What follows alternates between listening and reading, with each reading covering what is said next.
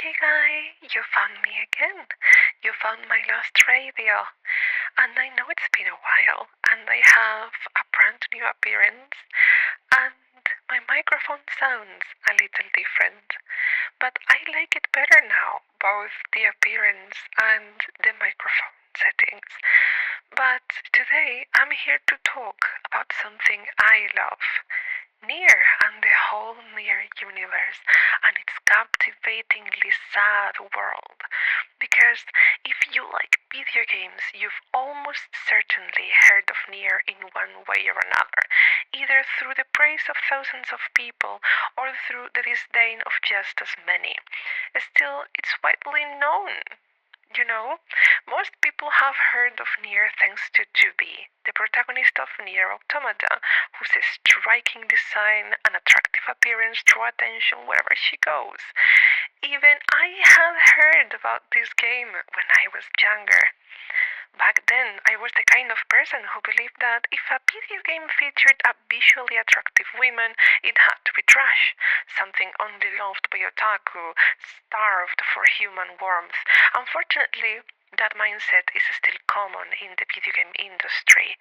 My own prejudices clouded my judgment and narrowed my perspective.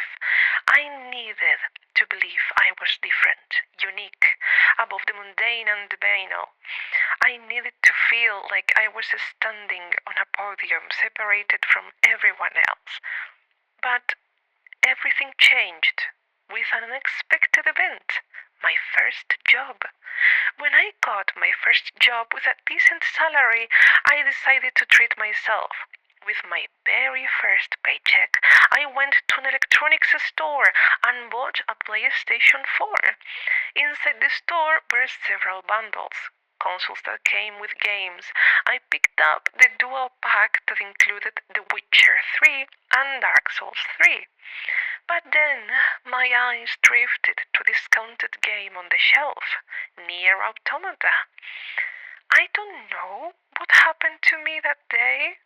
Maybe I wanted to see for myself what all that hysteria was all about.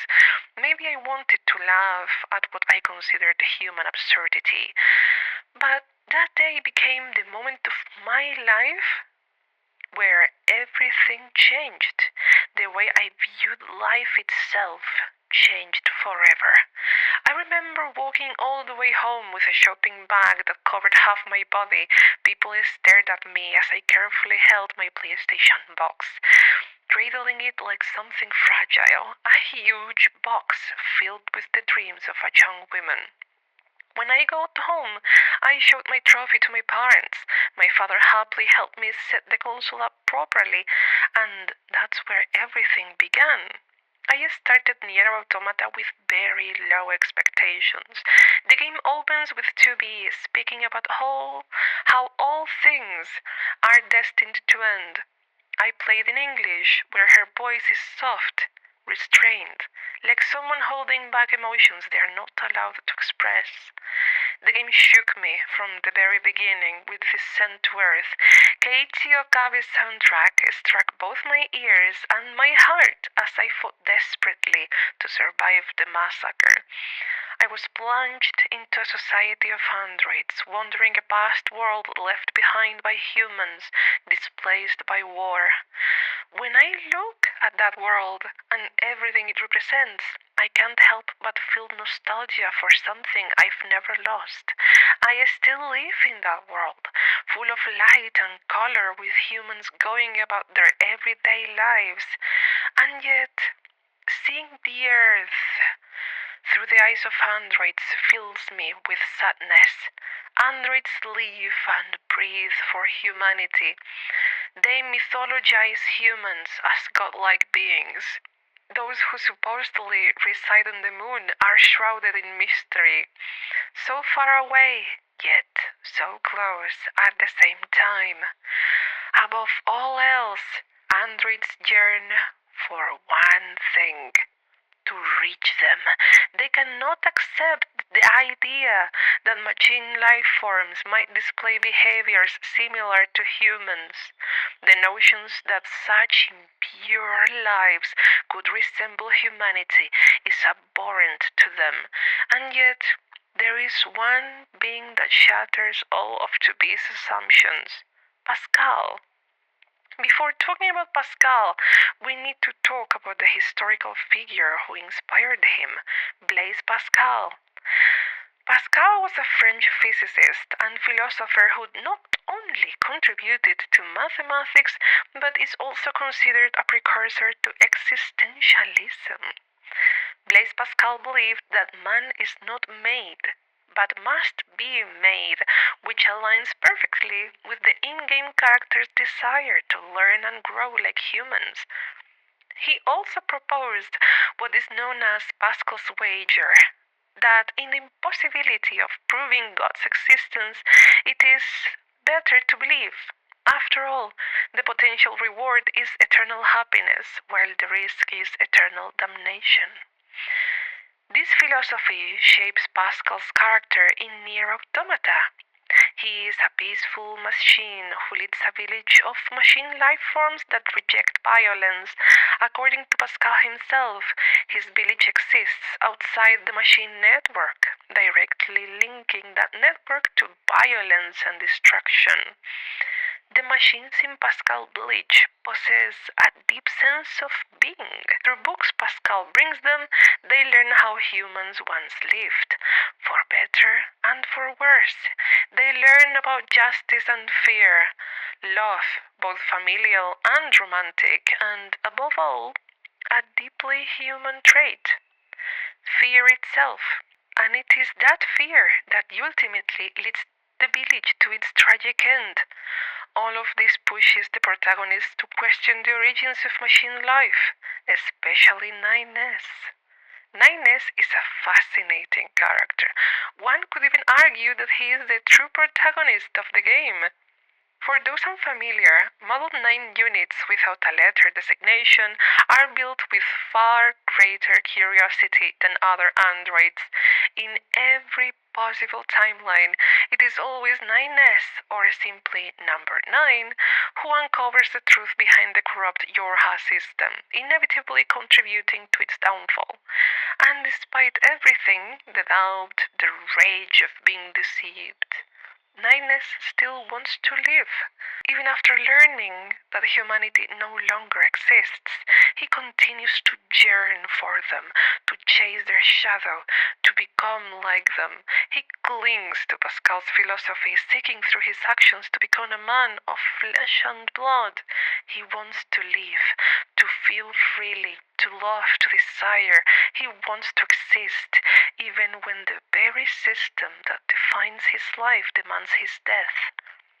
His existence is bound by unbreakable laws, yet his desperate search for humanity is what defies them and grants us a faint ray of hope at the end of the game. But let me step away from Automata for a moment, because Nine's desire to protect what he loves, no matter the cost, is not something new. What if, somehow, he is driven by a motivation even he does not understand? What I'm about to explain are unconfirmed theories, so don't take them as official canon.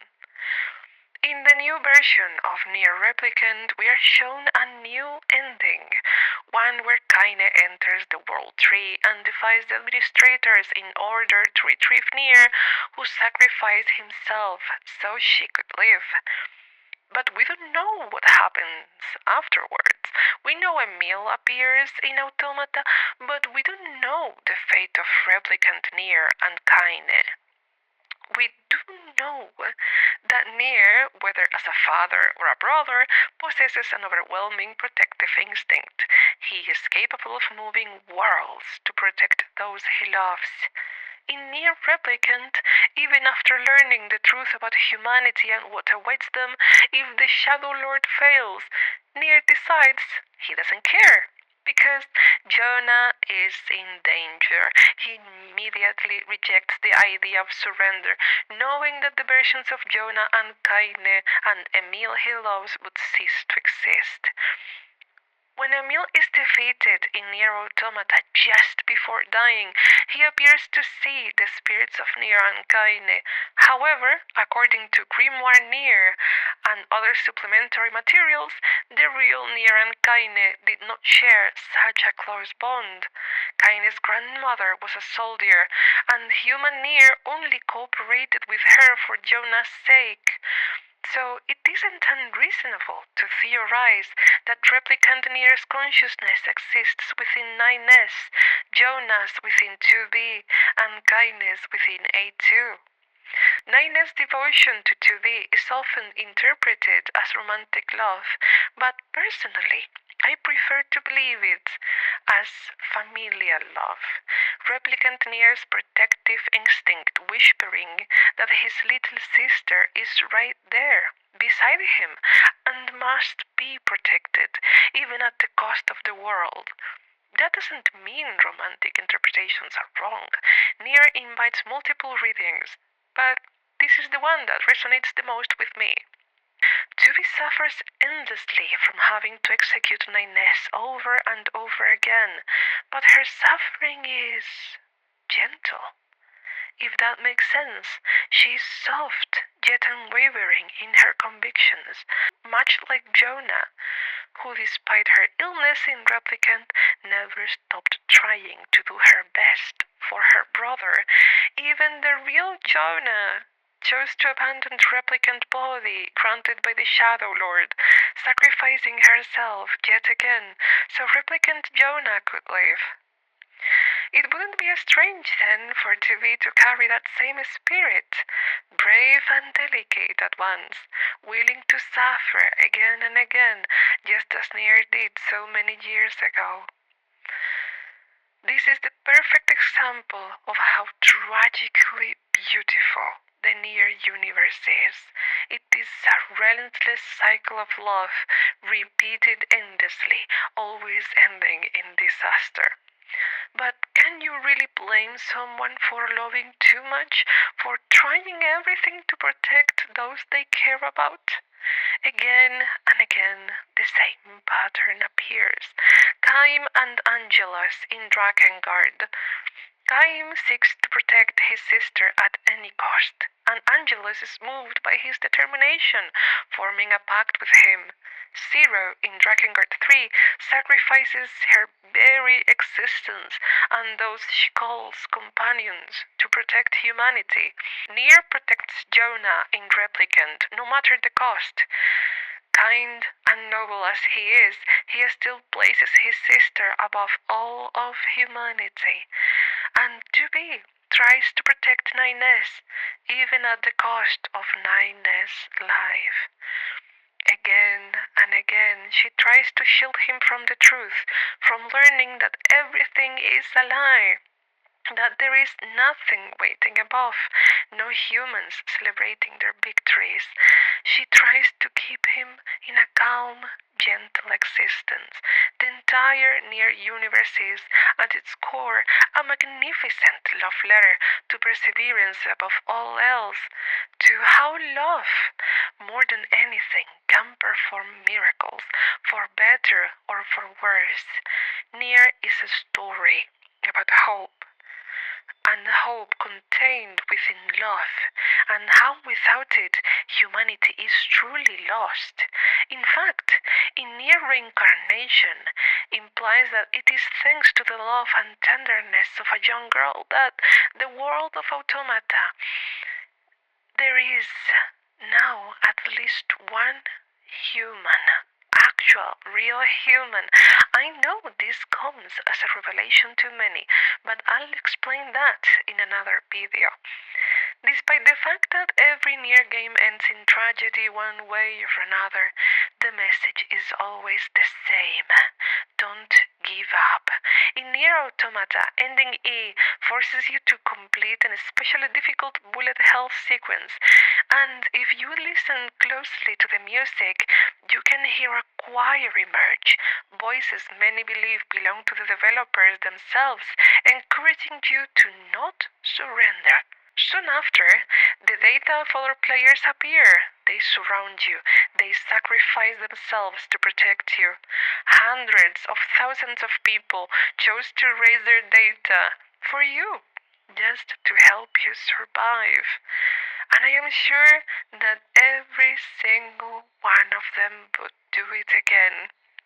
It is a pure ode to love. The game tells you that no matter how hopeless things seem, there is always hope. No matter the adversity, no matter how lost you feel, there is always a way forward. And you never have to walk it alone. All you need is to persevere through the pain.